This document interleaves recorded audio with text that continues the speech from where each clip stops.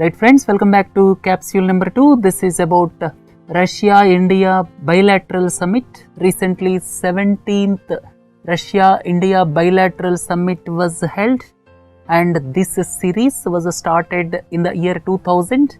This year is 17th bilateral summit, and alternate years this is held, one year in Russia and the other year in India. And this bilateral summit was held in Goa just before the BRICS summit, and several decisions were taken, especially with regard to defense purchases, and it clearly indicates that both the countries are in the process of reinventing old ties. Let us look at Russia at a glance. Russia is the major successor country after the breakdown of USSR in the year 1991.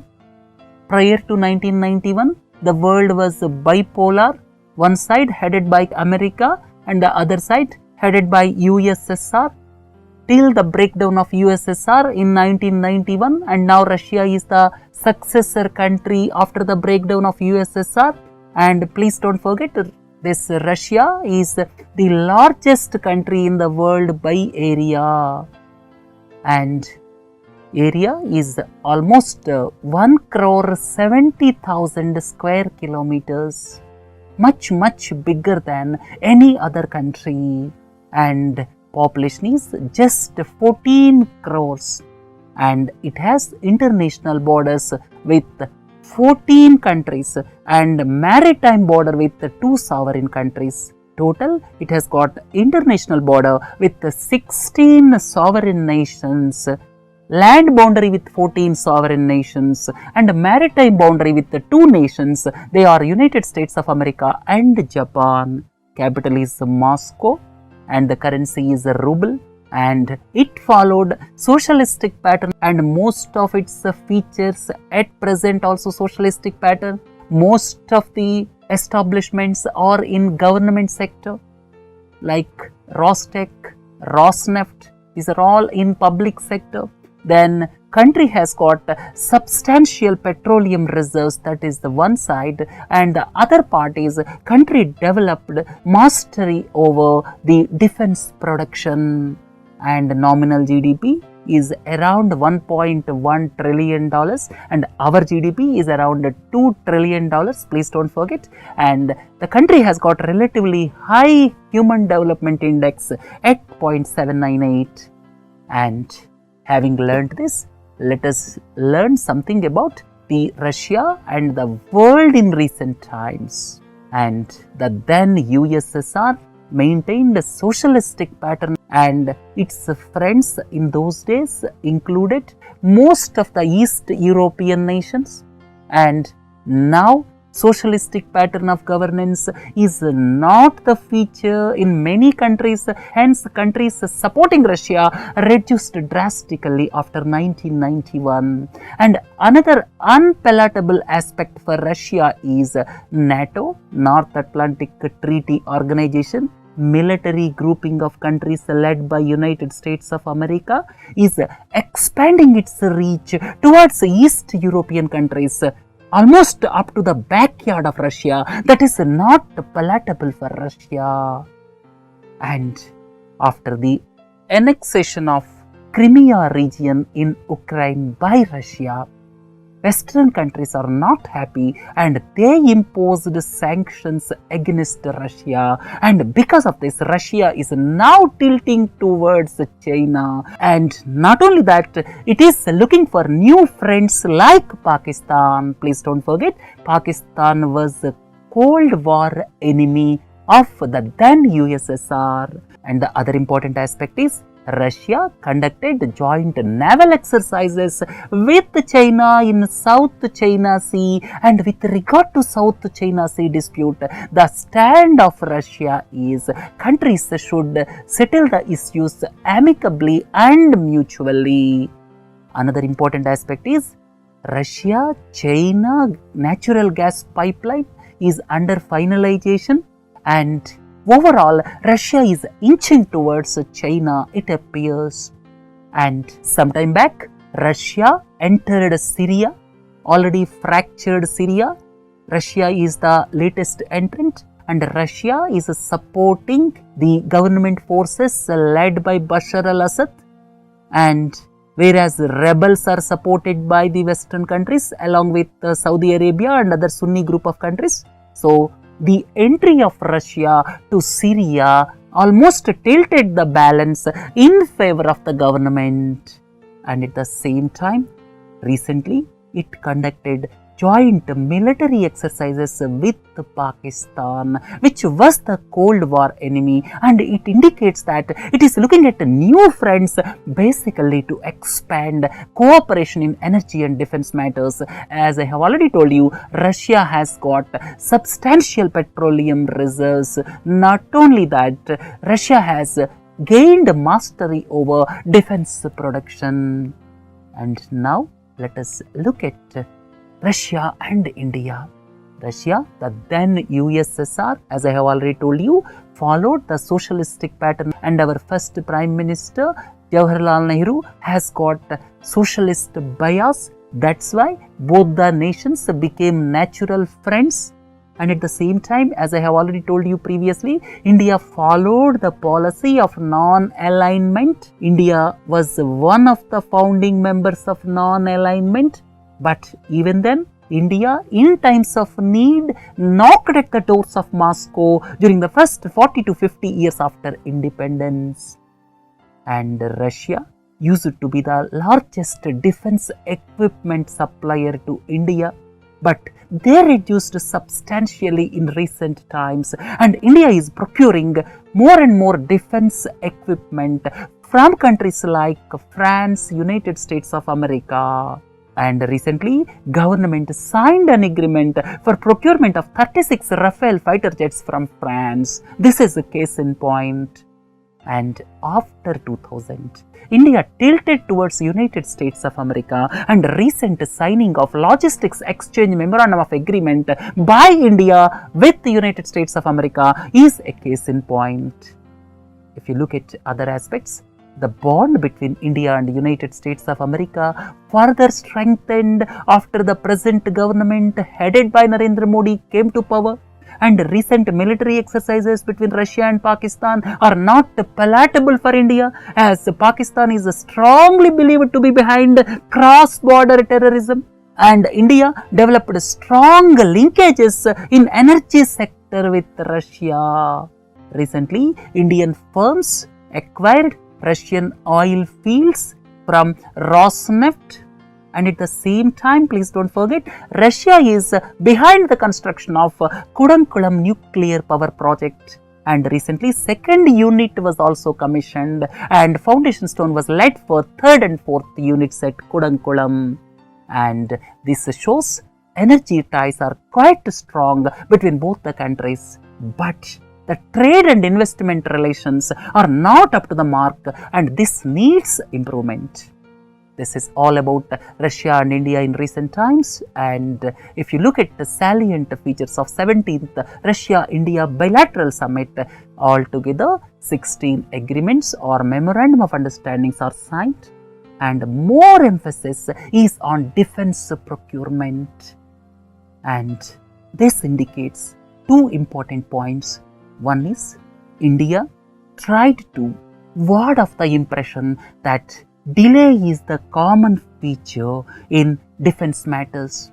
Defense matters used to take number of years, defense procurements, and a lot of corruption allegations in previous times, and now the country is trying to ward off the impression that defense issues will be settled without loss of time. That is one aspect. And second important aspect is, Russia is also important as far as defense procurements or defense purchases are concerned, and in recent times there is an impression that India is tilting towards Western countries for defense purchases, and now more emphasis on defense procurements. India try to ward off that impression also. And here one important purchase is intergovernmental agreement for 5 numbers of S-400 Triumph air defense systems at a cost of over rupees 39,000 crores or more than $5 billion. And these are known as SA-21 Growler by NATO, and they are one of the most advanced long-range defense systems in the world. And Russia sold them only to China, and India is the second country, and they will be operated by the Indian Air Force, and they can tackle airborne targets at a range of up to 400 kilometers. So the most advanced long-range defense systems in the world are going to be procured by India, and this gives edge for India over Pakistan. Then, if you look at the second important aspect, India and Russia signed an intergovernmental agreement for 4 additional Krivok or Talwar class of stealth frigates, stealth ships.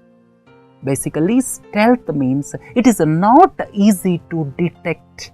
Detection by enemy forces is not that easy, and they will cost upwards of $3 billion, and 2 ships will be built in Russia and other 2 in India with Russian assistance. And India had earlier procured 6 ships of the same class, and these ships are armed with BrahMos supersonic cruise missiles.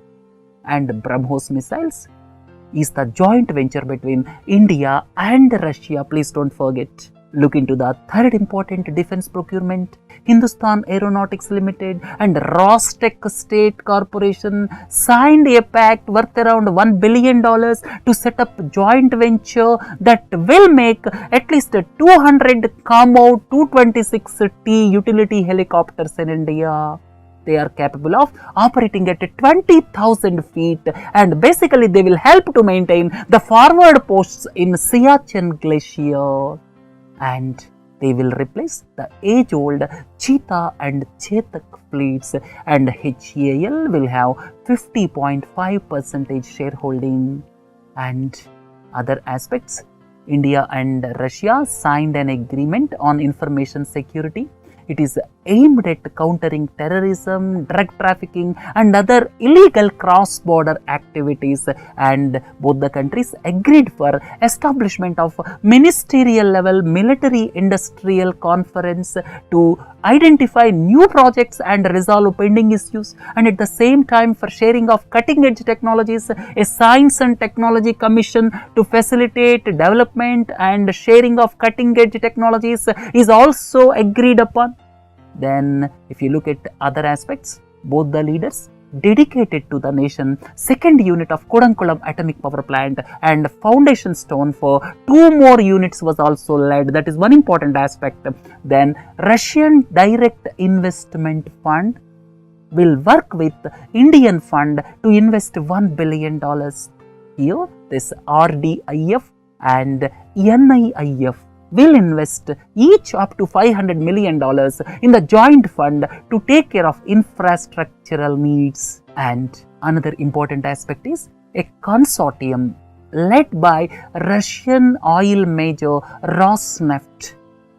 A consortium led by Russian oil major Rosneft will purchase 98% of SR oil and a port terminal at Vadinar for $12.9 billion. The consortium is Rosneft along with oil trading firm Trafigura and private investment group United Capital Partners. These put together, that means the consortium led by Rosneft will purchase SR Oil Limited for $10.9 billion in all cash deal, and it includes India's second largest oil refinery at Vadinar with a capacity of 20 million tons.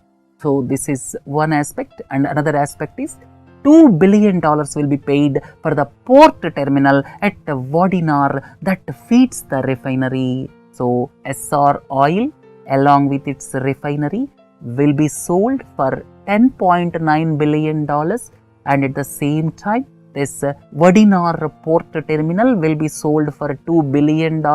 Total put together comes to $12.9 billion. So this is one of the biggest deals in recent times. This one, please don't forget, this Russian oil major consortium, that is Rosneft consortium will purchase SR Group's business along with captive port for $12.9 billion. Right, friends? So finally, what is the final comment as far as this 17th bilateral summit is concerned? More emphasis on defense deals as well as energy ties in recent times. Recently, Indian firms decided to purchase stake in oil establishments in Russia. So that along with recent defense deals are clearly evident as far as India and Russia is concerned. And India tried to ward off the impression that it is tilting towards United States of America. Already it is evident that India is inching closer to United States of America, but with this, India tried to create the impression Russia is also important for us, and we are in the process of reviving the old ties, reinventing the old ties. Second important point is, by fast tracking defense deals, India tried to stave off the impression that India is moving towards West even in defense purchases also. That means in defense purchases, India tried to create the impression that Russia is equally important for us. And as Russia is antagonized by the West and tilting towards China, then India appears to be taking somewhat cautious approach, and some experts say that 21st century is Asian century. Under these circumstances, completely moving towards United States of America may not yield dividends to India in 21st century, and knowing very well India is following cautious approach not to distance some of its old allies. Right, friends? The final comment is, though defense ties will be strengthened with these deals, energy ties are already in the right perspective. The other aspect which needs a focus is increasing trade and investment between India and Russia. So, defense ties, alright, energy ties, perfectly alright, but lot more needs to be done as far as trade and investment ties between India and Russia is concerned. Right, overall you can say basically it is reviving old ties with a view to reinvent old ties between India and Russia, so as to ward off the impression that India is moving towards the United States of America, and somewhat following cautious approach, because 21st century, who is going to be the king? No one knows at this juncture in the world. Right, friends, with this let us conclude this India-Russia reviving old ties. Please do join for other capsules. Have a nice day. Thank you.